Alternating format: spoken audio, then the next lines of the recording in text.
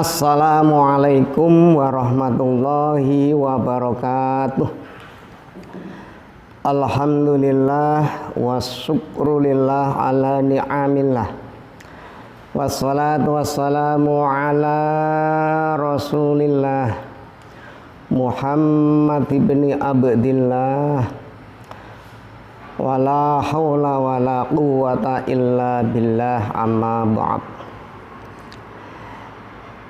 Anak-anakku sekalian, siswa-siswi MTS Mazra'atul Huda Karanganyar Demak yang saya banggakan. Pertama-tama marilah kita bersama-sama mengucapkan syukur, puji syukur kepada hadirat Allah Subhanahu wa ta'ala dengan bacaan Alhamdulillahirabbil alamin, yang mana pada kesempatan siang hari ini kita selalu dilimpahkan beberapa nikmat yang agung, utamanya nikmatul iman wal islam, sehat wal afiat, sehingga kita semua bisa mengikuti materi pelajaran lewat media sosial. Mudah-mudahan belajar kita kali ini mendapatkan ridhonya, manfaat fid dini wa dunya wal akhirah, amin ya rabbal alamin. Salawat juga salam kita haturkan kepada junjungan kita Nabi Agung Muhammad sallallahu alaihi wasallam yang selalu kita nanti-nantikan syafaatnya di hari kiamat. Allahumma sholli ala sayyidina Muhammad wa ala ali sayyidina Muhammad. Anak-anakku sekalian yang saya banggakan, kali ini kita akan mempelajari atau belajar materi Al-Quran hadis bab terakhir, yaitu dengan judul Menikmati Keindahan Al-Quran dengan Ilmu Tajwid. Tentu kita tahu bahwa dalam membaca Al-Quran kita harus berhati-hati dan teliti dengan memperhatikan makharijul huruf atau tempat keluarnya huruf. Jadi tidak asal baca, akan tetapi harus berdasarkan tajwid sehingga kebenaran bacaan dapat terjaga. Misalnya, mana yang seharusnya dibaca panjang dan mana yang harus dibaca pendek. Juga makharijul hurufnya. Bila terjadi kesalahan dalam membaca akan bisa mempengaruhi dan merubah kalimat yang dibacanya. Sebagai contoh, lafal dalam Al-Quran alimun, misalnya ditulis pakai hamzah atau alif, alimun yang artinya pedih, dan alimun yang pakai ain. Tulisannya juga beda, membacanya juga beda, karena beda makharijul huruf. Maka kalau salah nanti akan merubah arti kalimat tersebut. Alimun, misalnya alimun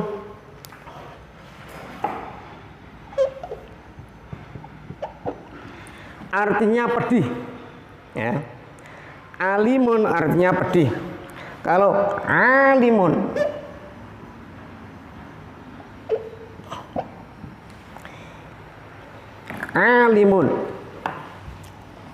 apa anak-anak artinya? Yaitu maha mengetahui. Jadi harus bisa membedakan antara hamzah atau alif dengan ain. Tulisannya hampir beda. Ini kalau salah membacanya akan merubah arti kalimat tersebut. Anak-anakku sekalian yang saya banggakan, ilmu tajwid mempunyai karakteristik sendiri dalam mempelajarinya. Berbeda dengan ilmu sejarah atau berhitung. Orang mungkin bisa belajar sendiri melalui teks atau naskah yang tersedia. Namun untuk belajar membaca Al-Quran dengan tajwidnya harus berguru kepada orang yang ahlinya. Jadi berguru kepada orang yang ahlinya ilmu Al-Quran. Pada saat Nabi Muhammad SAW membaca Al-Quran, beliau Rasulullah SAW langsung berhadapan dengan malaikat Jibril alaihissalam. Kemudian para sahabat, para tabi'in, para sahabat membaca Al-Quran dan mengambilnya ilmunya langsung dari Nabi Muhammad SAW.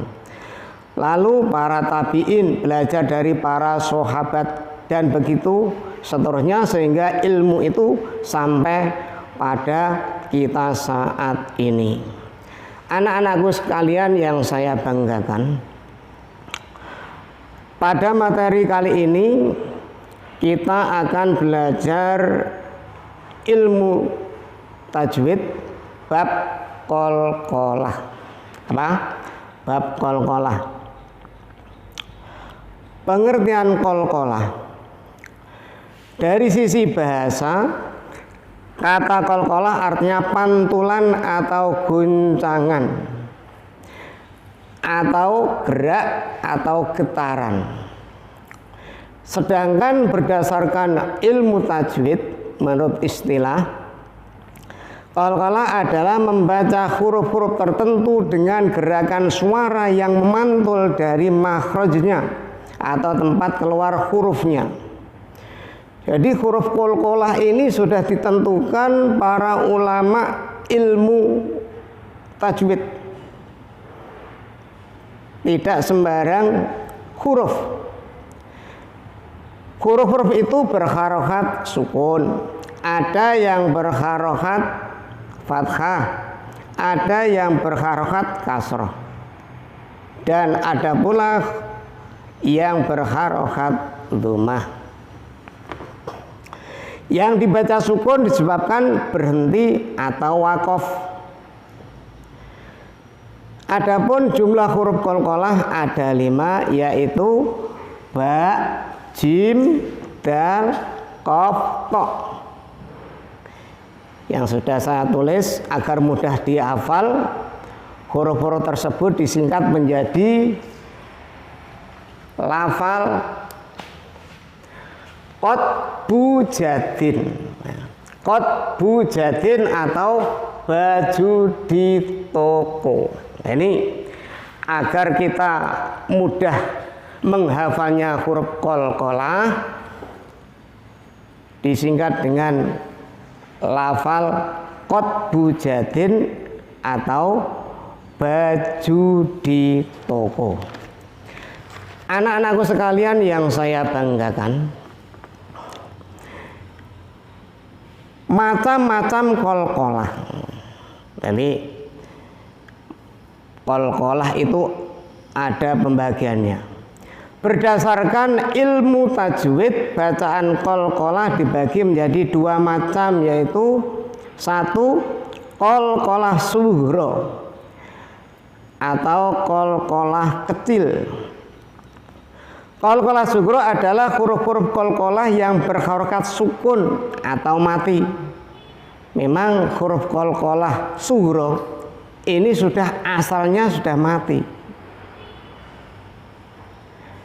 Dan yang berada pada pertengahan kata. Sedangkan cara membacanya adalah dengan pantulan yang tidak terlalu kuat dan getarannya kecil atau sedikit. Contoh qalqalah sughra seperti lafal ini, summa qaf. Contoh qalqalah sughra huruf qaf, summa aku rortum, summa aku rortum.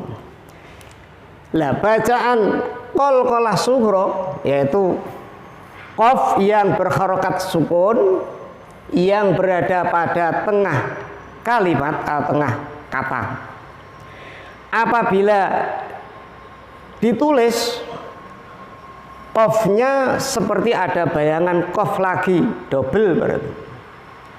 Aku rortum. Tidak boleh membaca ak rortum. Harus ada pantulannya bunyi huruf qaf. Aku rortum.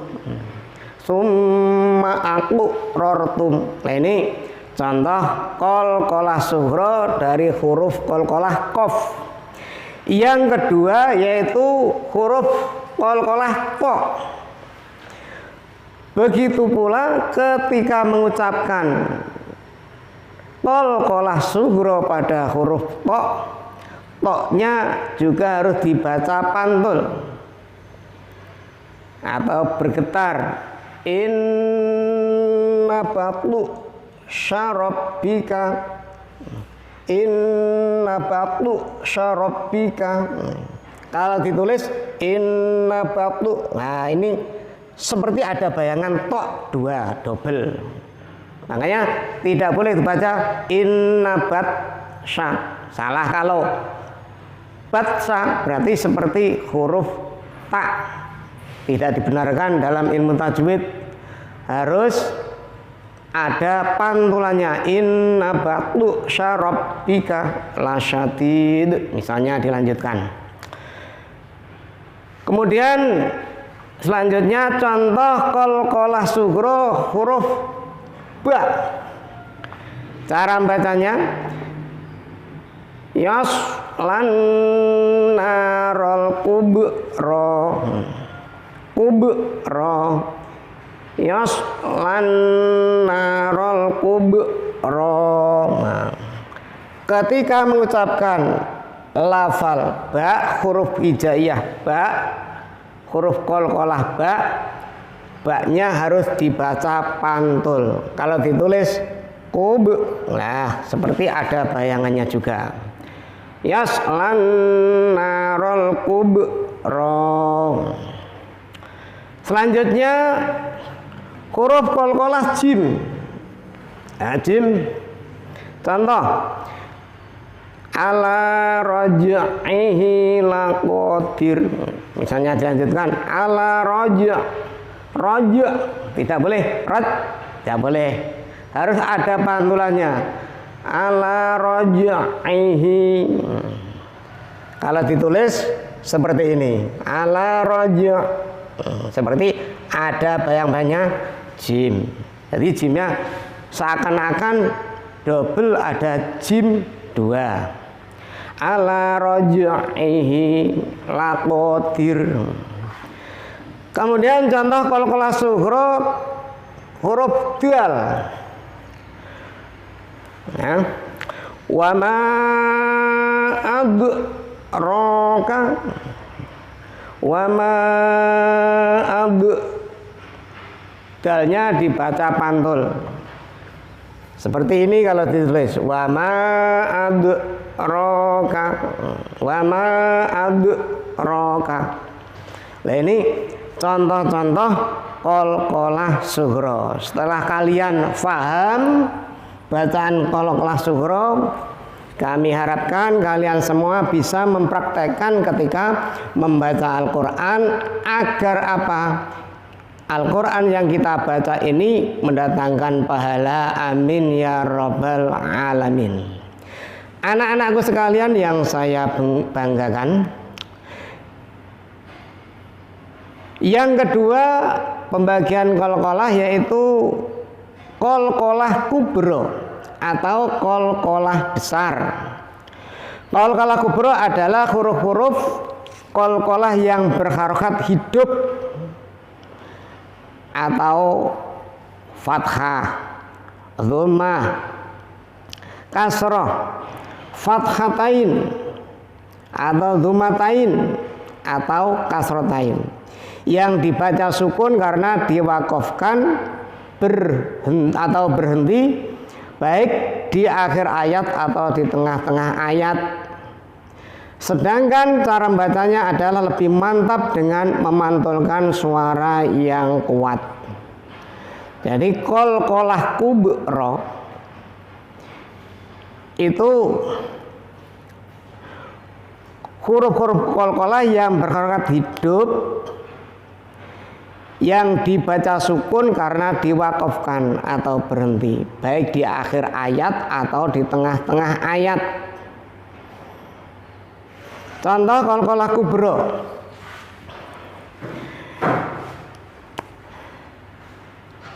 Huruf qalqalah qaf. Walahum adzabul khariq. Walahum adzabul khariq. Membacanya lebih kuat lagi, lebih mantap lagi. Walahum adzabul khariq. Sebelum diwaca wakaf atau diberhentikan walahum adzabul khariq, ini belum bisa dinamakan bacaan qalqalah.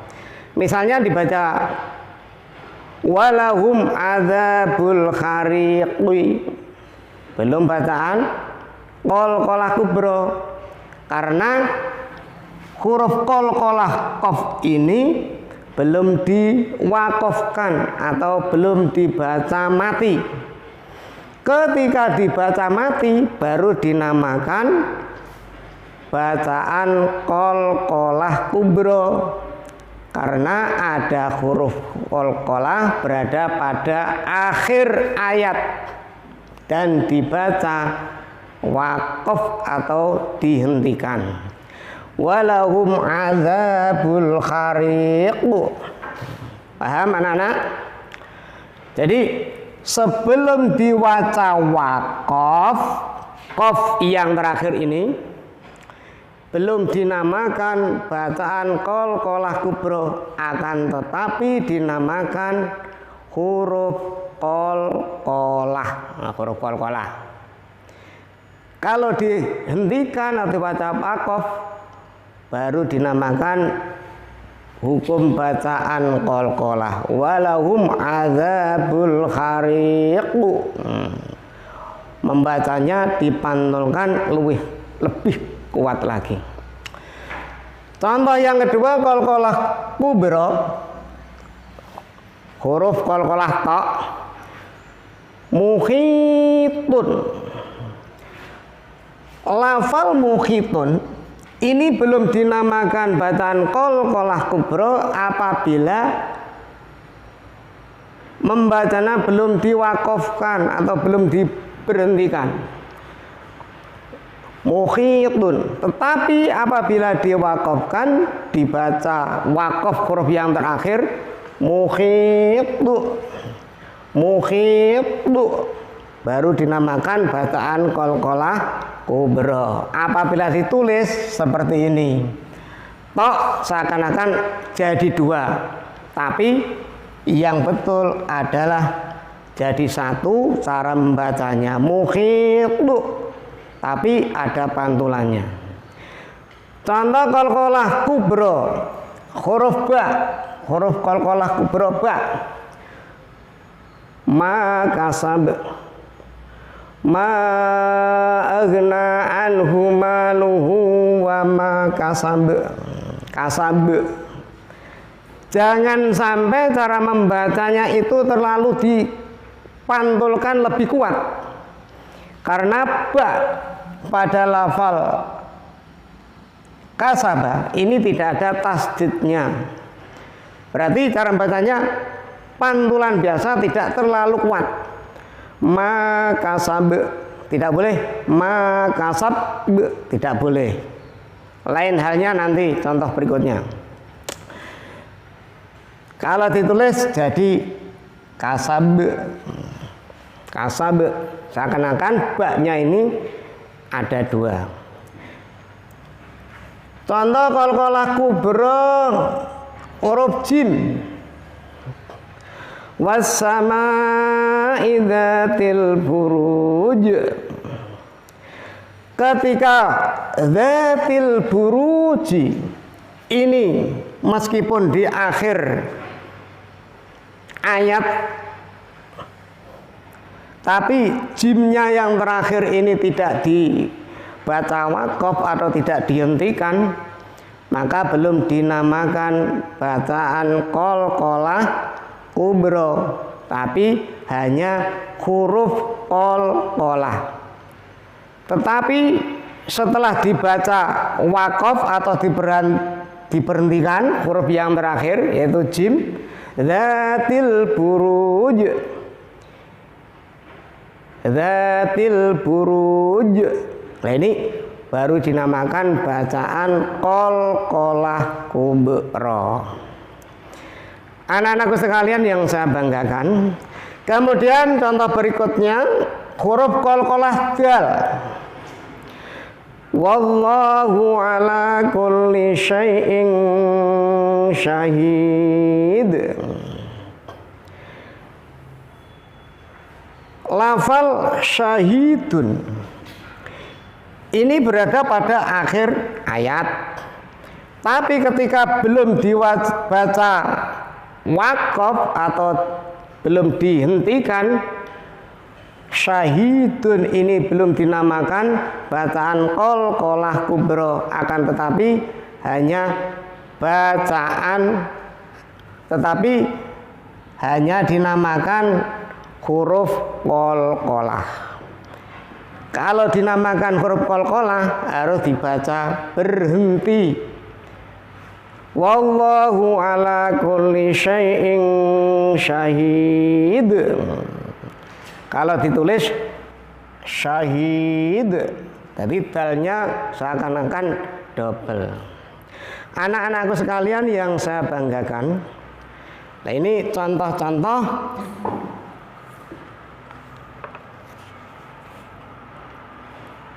kalimat-kalimat atau lafal-lafal qalqalah kubra. Kalian bisa mempraktekkan kalau sudah paham perbedaan antara qalqalah sughra dan qalqalah kubra, kemudian mempraktekkan baca Al-Quran sehingga bacaan kalian bisa baik sesuai dengan ilmu tajwid. Selain dua macam bagian qalqalah di atas, ada sebagian ulama membagi qalqalah menjadi 4 tingkatan. Jadi selain dua bagian di atas, sebagian ulama ilmu tajwid ada yang membagi qalqalah ini ada 4 tingkatan dengan melihat dari segi berat ringannya dalam membaca. 4 tingkatan tersebut adalah A. Qalqalah yang paling berat yaitu huruf qalqalah yang ditasdidkan dalam keadaan berhenti atau waqaf. Contoh, tabbat yada abi lahabin wa tab. Nah ini ketika di akhir kalimat kok ada huruf qalqalah berharokat tasdid, apa? Huruf qalqalah berharokat tasdid dalam keadaan berhenti atau waqaf, maka qalqalah ini menurut ulama adalah qalqalah yang paling berat membacanya. Tabbat yada abi lahabi wa tab. Nah ini wa tab. Lain halnya contoh tadi wa ma kasab. Kalau ini wa tab. Tabbat yada abi lahabi wa tab. Ini bagian tingkatan yang pertama menurut ulama. Jadi qalqalah yang paling berat. Yang kedua yaitu qalqalah yang sedang, yaitu huruf qalqalah disukunkan dalam keadaan berhenti atau waqaf. Seperti contoh tadi. Ini ma aghna anhu maluhu wa ma kasab. Tidak boleh wa ma kasab karena tidak ada tasdid. Lagi ini adalah bacaan yang ringan. Ma aghna anhu maluhu wa ma kasab. Yang ketiga qalqalah yang ringan yaitu qalqalah yang disukunkan dan dalam keadaan wasol. Qalqalah yang disukunkan dan dalam keadaan wasol. Contoh fi jidha hab. Nah ini qalqalah, huruf qalqalah ba dibaca sukun kemudian diwasolkan. Fi jidha hablum mim masad. Tingkatan yang keempat, qalqalah yang paling ringan yaitu huruf qalqalah yang berharokat. Jadi setiap huruf qalqalah yang berharokat menurut ulama ilmu tajwid ini juga termasuk bagian dari bacaan qalqalah, tapi qalqalah yang paling ringan. Baik itu berharokat fathah, kasroh, dhammah atau dhammatain, kasrotain, fathatain, semuanya itu termasuk bacaan qalqalah menurut sebagian ulama. Bisa dinamakan qalqalah, tapi qalqalah yang paling ringan. Nah itu diantara pembagian qalqalah menurut versi ulama lain ada 4. Ada yang mengatakan 2, hanya qalqalah kubro dan qalqalah sughra. Ada yang mengatakan ada 4 bagian. Demikian materi kali ini bab qalqalah. Mudah-mudahan kalian bisa mempelajari lebih lanjut, bisa mempraktekkan bacaan-bacaan qalqalah dalam Al-Quran, sehingga kalian semuanya mendapat syafaatnya Al-Quran besok di hari kiamat. Amin ya rabbal alamin. Demikian apa yang saya sampaikan, apabila benar itulah dari Allah subhanahu wa ta'ala. Apabila ada yang salah, yang kurang, memang itu kekurangan saya. Lebih belajar lagi, tambah belajar lagi. Mudah-mudahan bisa memberi manfaat barakah fid dini wa dunya wal akhirah. Amin ya rabbal alamin. Cukup sekian. Billahi taufik wal hidayah. Assalamualaikum warahmatullahi wabarakatuh.